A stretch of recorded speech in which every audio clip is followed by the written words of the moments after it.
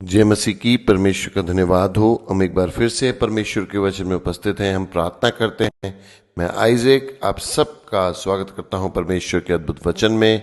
हम आइए प्रार्थना करते हैं, आंखें बंद करके, सर झुका के परमेश्वर को स्मरण करते हुए हम दुआ करते हैं कि प्रभु, जो वचन हम समझ रहे हैं, जो वचन हम सुन रहे हैं, वो हमारे जीवन में बहुत आज से कार्य करने पाए, क्योंकि तेरे वचन में लिखा है, तेरा वचन वो बीज है जो गिरकर फल जरूर लाता है। वो 100 गुना, 60 गुना, 30 गुना हमारी सामर्थ के अनुसार जितना हम उसे अपने जीवन में इस्तेमाल कर सकते हैं, वो फल जरूर लाता है, वो व्यर्थ नहीं जाता। तो पिता, मैं दुआ करता हूँ इन सबके जीवनों में तेरा वचन फल लाने पाए, तेरा वचन इनके जीवन में कार्य करे और तेरा वचन अद्भुत रूप से इनके जीवनों को बदलने वाला हो जाए। प्रभु यीशु मसीह के नाम से मैं इस दुआ को मांगता हूँ। प्रभु, तेरे वचन की सामर्थ हम सब पे प्रकट हो, यीशु के नाम में दुआ मांगते हैं, आमीन। प्रियो, आज का जो वचन है वो है भजन संहिता 46 अध्याय का 10 वचन। चुप हो जाओ और जान लो कि मैं ही परमेश्वर हूं, मैं जातियों में महान हूं, मैं पृथ्वी पर भी महान हूं। प्रियो, जब हम परमेश्वर के निकट आते हैं तो हमें कई बार लगता है कि हमारे बहुत बोलने से, हमारी इन चीज़ों से हम परमेश्वर को जान पाएंगे, समझ पाएंगे। लेकिन प्रभु का वचन कहता है, चुप हो जाओ और जान लो कि मैं परमेश्वर हूं।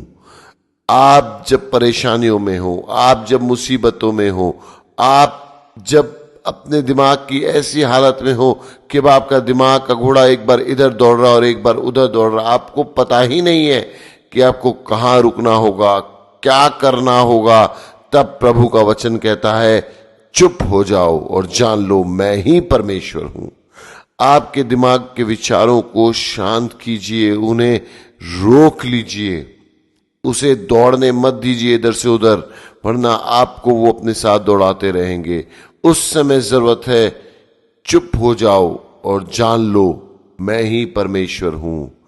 आपका चुप हो जाना, अपने विचारों को रोकना बहुत जरूरी है, वरना आपके विचार आपको भटकाते चले जाएंगे। आप अपने दिमाग को एक जगह रोक लीजिए कि मैं जिसका उपासना कर रहा हूं, मैं जो हूं, जिसे कहा गया है कि तुम मेरी निज प्रजा हो, मेरा परिवार हो, वो ही परमेश्वर है। आपको इस जगह पे शांत होना होगा, अपनी सोच को रोकना होगा, और तब आप जा पाएंगे वहां पर जहां परमेश्वर आपको ले जाना चाहता है।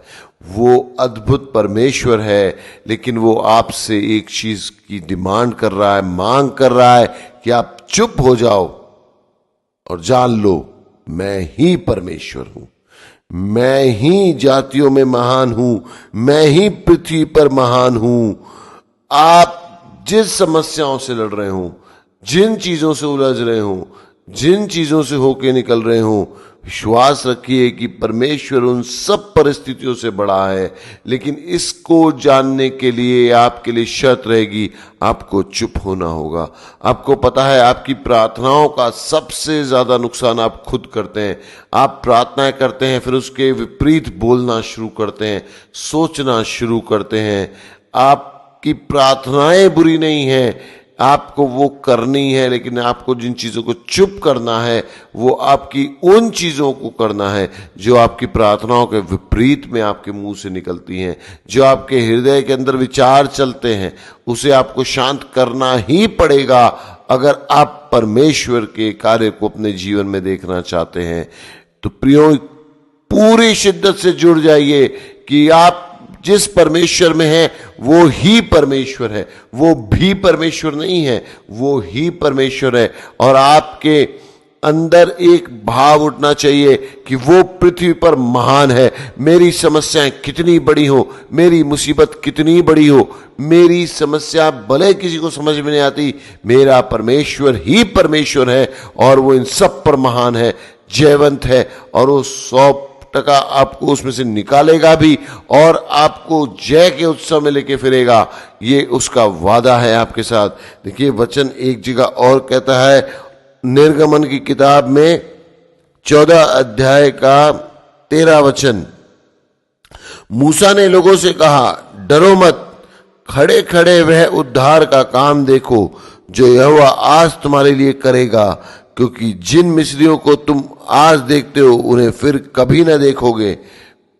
यहां पर मूसा ने लोगों से कहा, मत डरो, रुक जाओ एक जगह, मत डरो और खड़े खड़े उद्धार का कार्य देखो।